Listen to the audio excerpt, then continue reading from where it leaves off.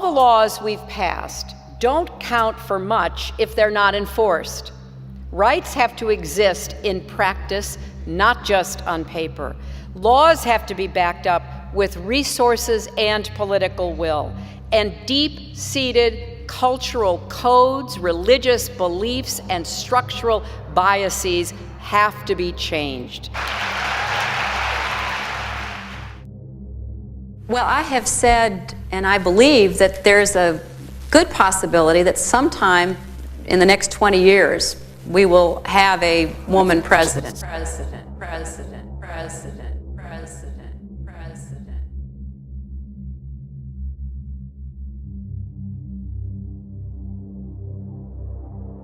Hello, Spy Kitten here with another eye-opening expose. In today's video, I will be exposing one of the Illuminati's favorite political puppets, Mrs. Hillary Clinton. So let's get to it, because time is ticking and there is much to be said. As the 2016 presidential election persists, Hillary Clinton has falsely shaped herself as the candidate of the people. But let's be blatantly honest. Few and far in between secure vacation homes in the Hamptons that cost $200,000 a month, or rub elbows with the world's top elites and billionaires while still claiming to be for the people. So then, who's the real Hillary Clinton? Is she the kind and smart but stern woman we hear so much about today in the media? The woman that supports the rights of gays, immigrants, women, and people in general? Or does she resemble her Republican opponent, Donald Trump, more than she wants to admit? I believe that marriage is not just a bond, but a sacred bond between a man and a woman. We've got to do several things, and I am, adamantly against illegal immigrants. Certainly, we've got to do more at our borders, and people have to stop employing illegal immigrants.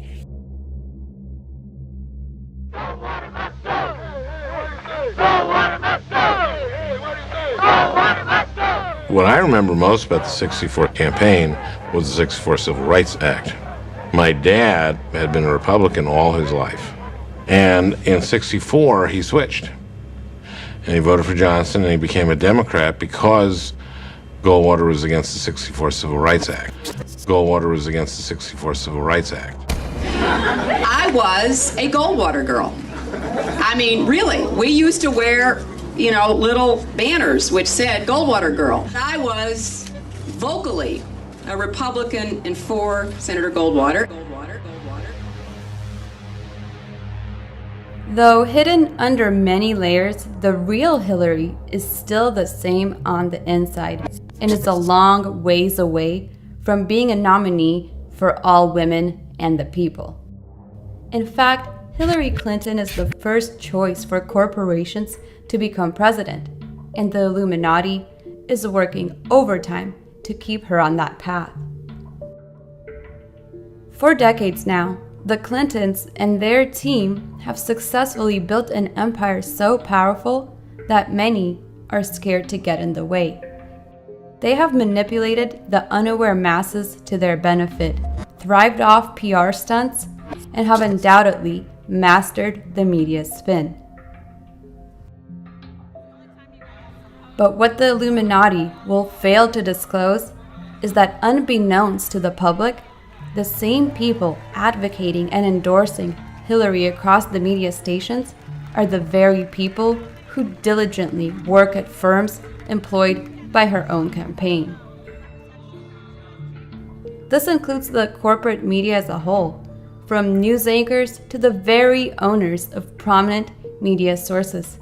They all have financial ties to the former First Lady and the Secretary of State herself.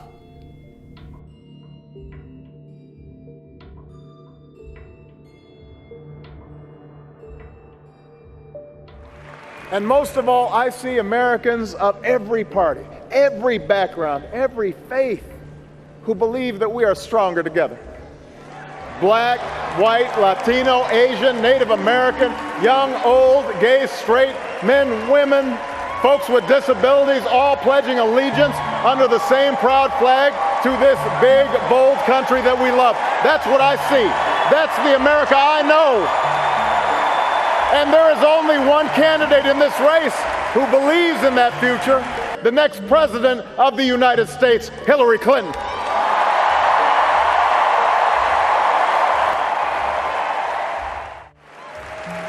That's the Hillary I've come to admire.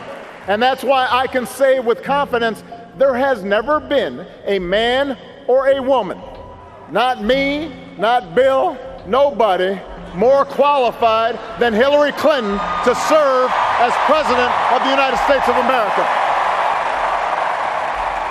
My name is Patricia Smith. My son, Sean, was one of 4 brave Americans killed during the 2012 terrorist attack at Benghazi. He was proud to serve his country with the United States Foreign Service. The last time I talked to Sean, the night before the terrorist attack, he told me, "Mom, I am going to die." All security had been pulled from the embassy, he explained. And when he asked why, he never received a response. Nobody listened, nobody seemed to care. The very next day, he was murdered. To this day, I don't even know why a computer guy like Sean was sent to Benghazi. We lost 4 brave Americans who made the ultimate sacrifice for the country they chose to serve. For all of this loss, I blame Hillary Clinton.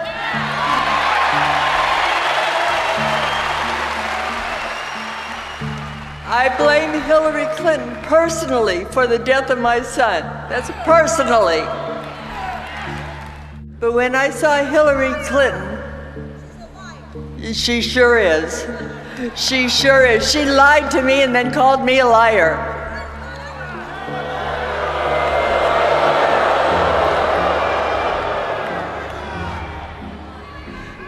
Since then, I have repeatedly asked Hillary Clinton to explain to me the real reason why my son is dead. I'm still waiting. Sean is my son. Hillary Clinton is a woman, a mother, and a grandmother of 2. I am a woman, a mother, and a grandmother of 2. How could she do this to me?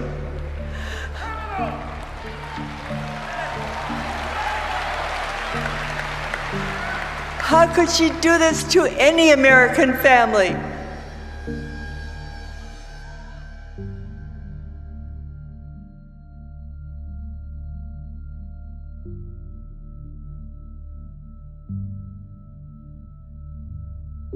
This gross accusation that somehow Hillary Clinton had anything to do with the death of Chris Stevens, Ambassador. She had nothing to do with it. Worst case scenario, she didn't give a straight story afterwards. I don't care what that woman up there, the mother, has felt. Her emotions are her own. But for the country and choosing a leader, it's wrong to have someone come up there and tell a lie about Hillary Clinton. It's not true. It's logically not true. It's manifestly not true. With all due respect, the fact is we had 4 dead Americans. What difference at this point does it make?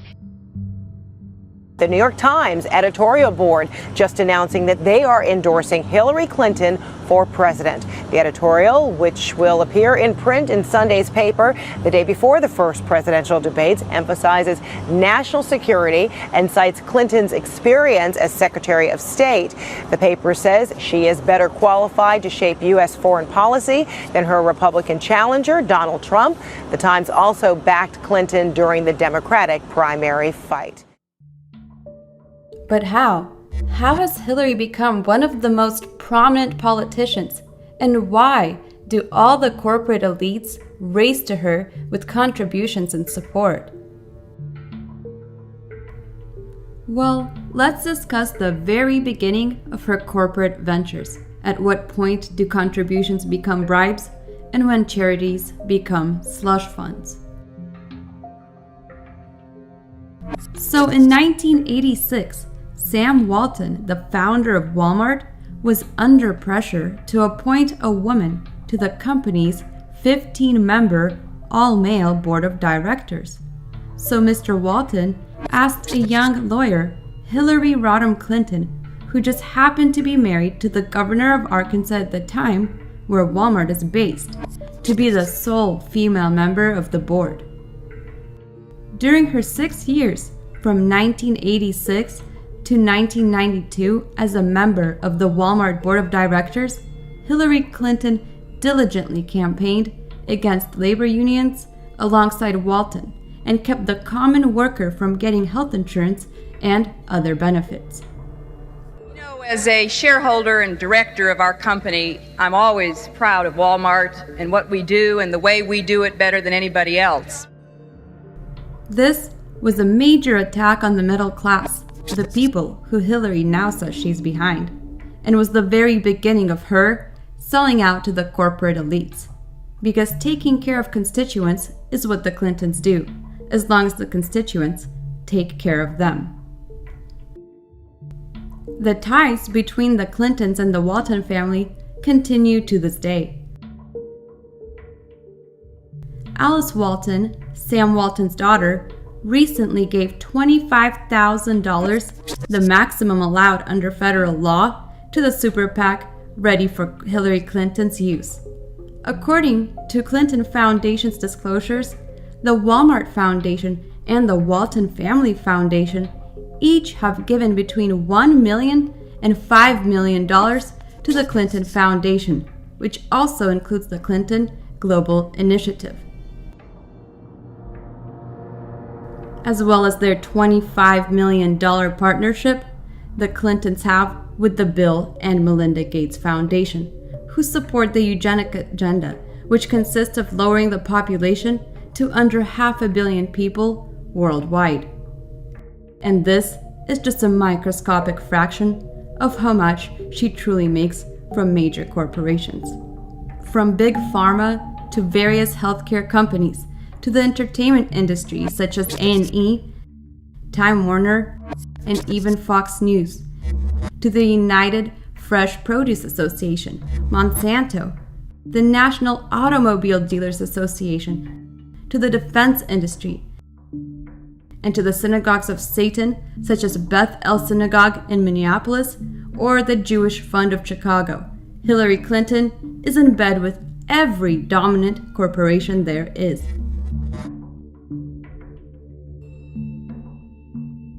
And not to mention, the Clintons sucked up vast sums of contributions from some of the most unsavory folks on the planet, including Nigerian dictators and Kazakhstani rulers.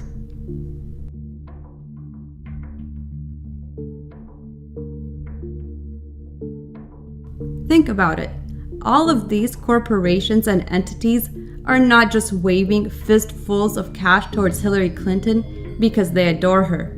They know she'll go to great lengths for these corporate giants, push their agendas during her presidency, and make their money back by tenfolds. They see her as an easy target to promote their true yet hidden motives. And let's not forget to throw in the additional $21 million Hillary has collected from speaking fees in the last 2 years that she gave to Wall Street banks and financial institutions, which of course were all funded by multinational enterprises. And demands to release the transcripts to those speeches have straight up been laughed off by Hillary herself. Well, I don't know why that's funny. I mean, did you have any in-person briefings? I don't find it funny at all. I'm sorry, a little note of levity at 7:15. Well, I mean, she only has time for multiple trips to Goldman Sachs, Morgan Stanley, Deutsche Bank, and UBS Wealth Management. And even that's not scratching the surface.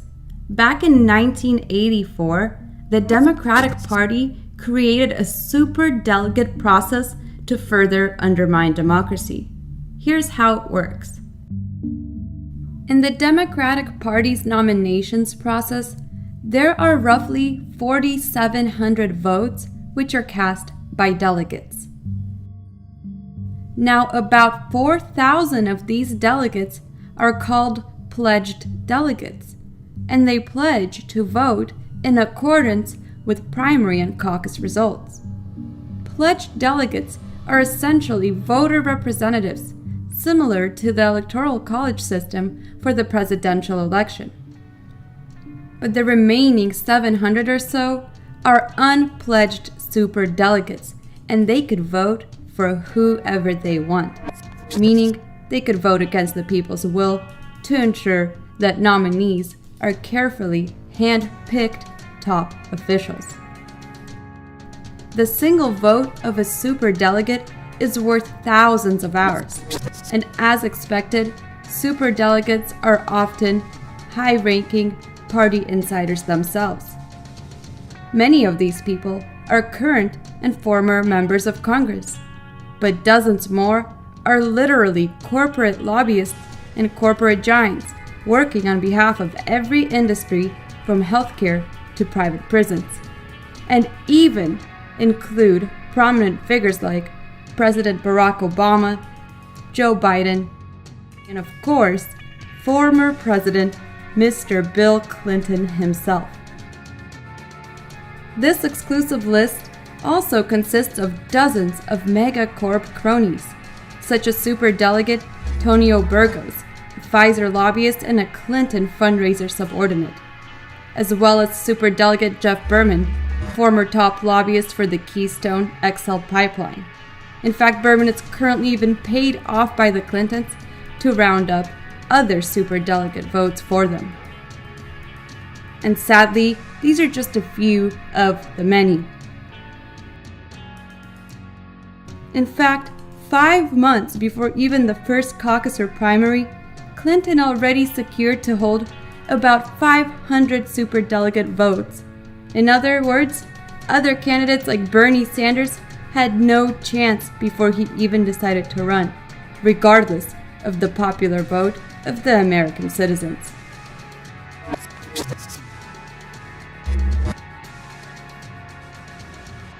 In 2016, this unelected nobility is more crucial than at any other time. And what's worse is that many of these superdelegates double up as the Electoral College voters. Clearly, the Democratic Party decided that letting the public choose the nominee would field weaker candidates for corporate America. This process undoubtedly serves to undermine the outsider candidate, thus keeping the president always an Illuminati insider. This is the reason that 99% of all presidents are part of the same selected bloodline.